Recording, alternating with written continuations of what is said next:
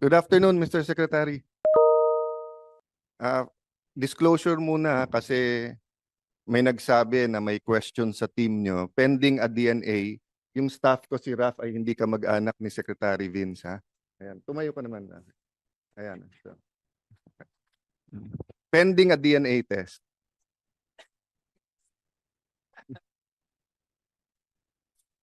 No, patatrabohin ko siya na singsipag ni Sec Vince. Tignan ko kung mag-iiba din yung itsura. Kasi nung sa DUTR, hindi naman ganyan ang itsura mo, Sec Vince, no? How many in your team are lawyers in that top level? Raise your hands na lang. 1, 2, Tatlo po Tatlo. sa aking pagkakalam. Si Undersecretary Conti, Undersecretary Bernabe, and Undersecretary Turgano, who is unfortunately not here po. Magandang hapon sa mga kumpanyero namin and siguro maintindihan nyo yung sasabihin ko. I hope the public understands it then. Di ba, first year in law school, para klaro lahat ng usapan, we start with a simple formula. What are the facts? Based on the facts, what are the issues? And then sa issues, ano yung ruling? So, may basic argument muna ko ano yung facts, but you don't argue what kaya nga fact eh. Diba? So, if you're saying I'm wearing green, if you argue ng konti that it's a certain shade of green, okay, but not much argument, diba, Yuse Conti, diba? So, what's the issue? Let's say the issue is bagay ba kay Alan yan o hindi? O that's subjective.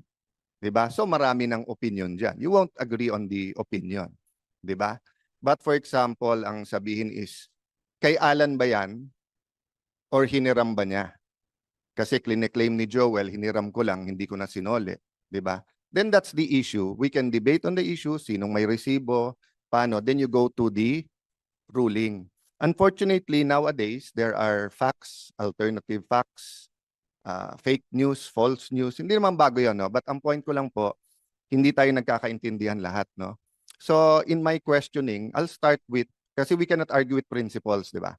So, for example, if you say, kung anong itatanim, yan ang aanihin. I think we'll agree there, di ba? I cannot tell you, magtanim kayo ng flood control, magkakaroon tayo ng classroom. Magtanim tayo ng health center, magkakaroon tayo ng flood control. So, that's a basic principle. Kung ano itanim mo, yan ang anihin mo. Of course, I interchange biblical principle because they're, and just logic, because they're principles and their logic, no? So, for example po, no, the biblical principle is prevent evil, do good, pero if you're going to be spiritual, may isa pa, align with what God wants. So if you apply it to civil government, it's not enough that we prevent corruption, di ba? And do good. We have to align the priorities kung anong priority ng administration. Kasi kayong binoto eh.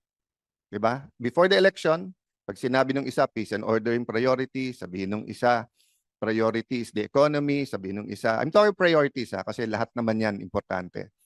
So, I'll start that question. I'll start the questions based on that, no? Do you agree, Secretary Vince, that medyo twofold nga yung inyong nation building, di ba? One is the actual building, di ba? The roads, the bridges, the buildings, schools, di ba? And the other one is cleaning up the department. Tama po. Yun ang dalawang kabilin-biginan po ng Pangulo nung bago po ako umupo bilang DPWH Secretary. And the second one, which is cleaning up the department, is given to any agency, but usually not too much emphasis because usually we assume that there is much more good. Diba? So, kung harap ko ang BIR ngayon, I would assume there are some bad eggs, but I would assume na, or if there's a systemic problem with BIR, hindi ko naman i-assume na lahat, i-fire lahat ng commissioners or deputy commissioners, ganun din kung custom, etc. But it so happened because of the flood control ghost scandal, ha? Kasi hindi, as you said, Sec Vince, I think as far as the first Department of Public Works around the world ay may corruption na, di ba? The first public works was the Garden of Eden eh, na kinurupt nung snake at ni Adam at saka ni Eve by eating the fruit. So, you know, then it's in the DNA, no? So, the point is, in fixing the problem of corruption, you need a new team, which you have. You have to see what's happening sa department, what you can change. All the senators here naman today contributed, di ba? Chairman has been contributing not only in this committee, in the Blue Ribbon Committee. Having said that, hindi pwedeng hindi dual yung priority mo. Meaning if yung paghahabol sa lahat ng corrupt at yung pagbabago ng sistema, mahihinto naman yung public works, we lose more. Do you agree with that? Agree po, Okay. Mr. Chairman. So on that point, may I ask you this question? Do you know how to rig biddings? No, Mr. Chairman. Okay. Chairman. Do you think that this is the time that you should learn? To institute the necessary reforms? Yes. So thank you for getting it. Kasi I asked exactly the same question kay Secretary Bunoan. Halatang nagtitinginan sila ng mga USEC ng hindi nagtitinginan, hindi naman mukhang guilty to be fair, pero parang na-shock sa question ko tapos parang ayaw sagutin. But I told him this, in 1997 or 98, kaharap ko isang ministro. And I was shocked what he said kasi ministro nga so religious group, head ng malaking church, no? At least in our district. At sinabi niya sa akin, Alan, susuportahan ka namin as congressman, pero ang tanong ko sa inyo, marunong ka ba mandaya? And of course, I was shocked. Bakit mo tatanungin ko marunong ako mandaya? Kaya mo nga ako sinusuportahan. I'm bringing in, kasi endemic yung dayaan sa election noon, pati sa Taguig. And sinabi niya sa akin, kasi ayaw kong masayang yung boto namin sa iyo kung ikaw ay dadayain. Diba? So I ask you that question because being so much people trust and put their trust in you and the DPWH and in your mission. So if you don't know how to rig the biddings or how it's done, I'm not asking you to rig the bid. Very, very clear yan, ha? Hindi ko sinasabing i-manipulate, i-rig, dayain, kurakutin, whatever, yung pondo ng DPWH, yung bidding. Ang sinasabi ko lang, pare-pareho tayo dito. Kung hindi namin alam paano patakbuhin, for example, no?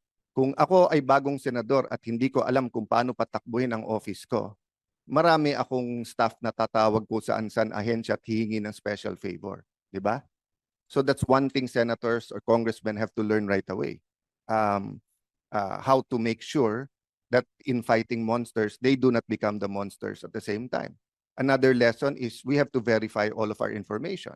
Diba? Kasi ang daling magsalita eh.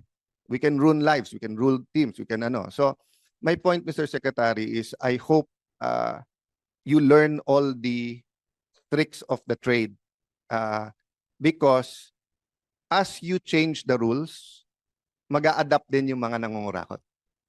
Diba? We've seen that nung bata tayo, bago tayo doon, but we're not that young anymore. So from one administration to the other, ang testimony ng mga Diskaya,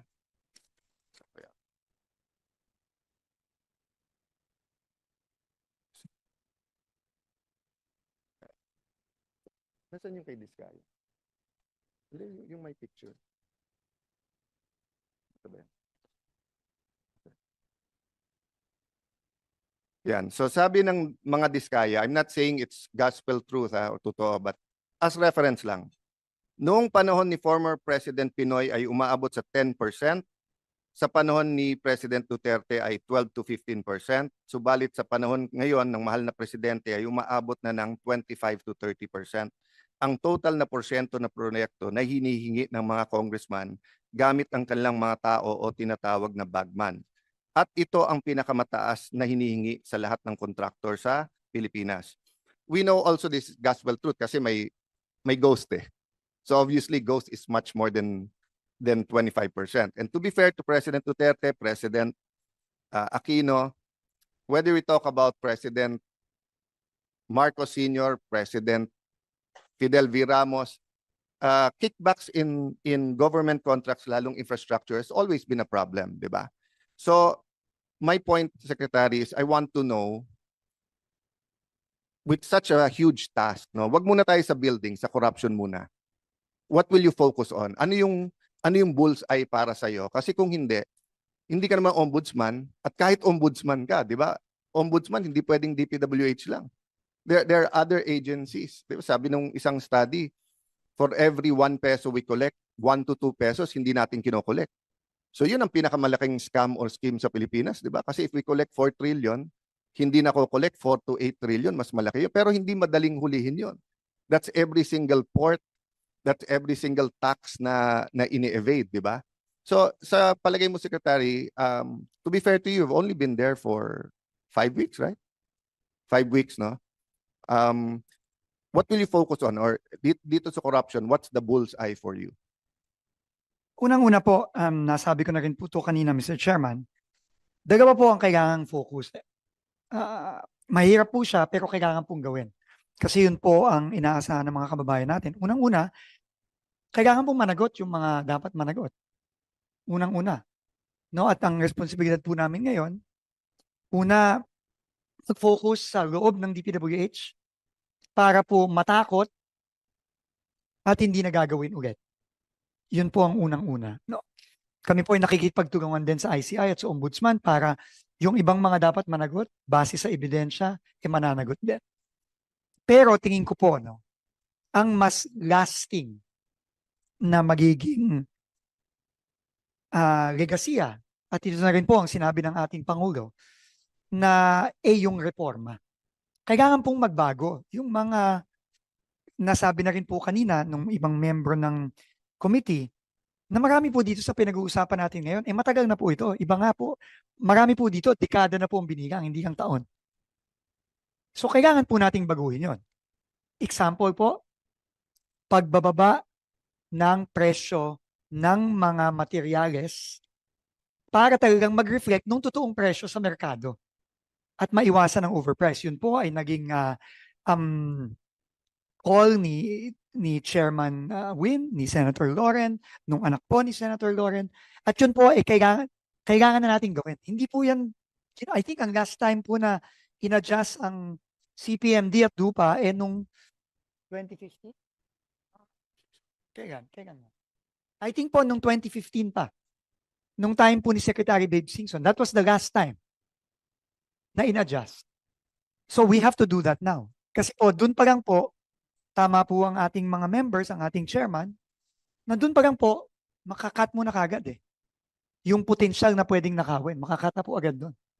Hindi po siya silver bullet by any means. Hindi po, ibig sabihin, pag binaba natin ang DUPA, binaba natin ang CPMD, mawawala na po ang korupsyon. Hindi po. Pero malaki po ang mawawala.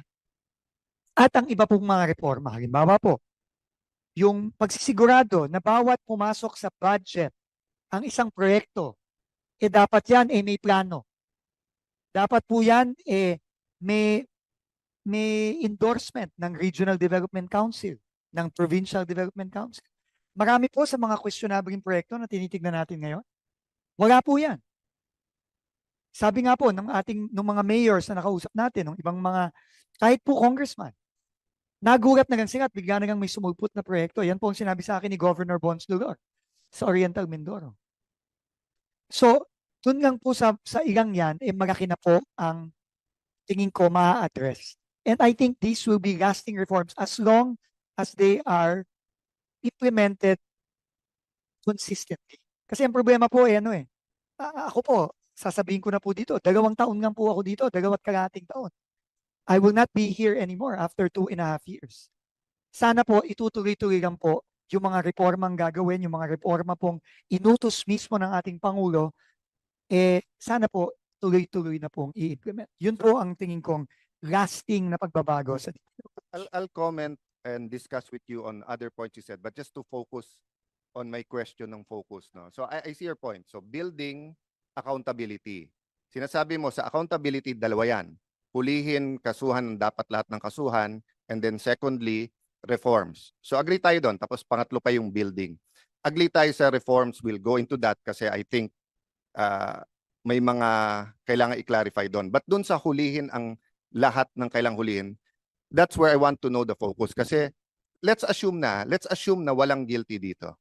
Let's say guilty ang presidente, guilty ang vice president, guilty ang Senate President, Speaker, lahat ng senador, lahat ng congressman. Sama mo na mayors sa sarili ng bidding. Sabihin mo lang it's endemic, meaning ang hindi guilty is the exception rather than the rule. Just for the sake of argumento. Ha?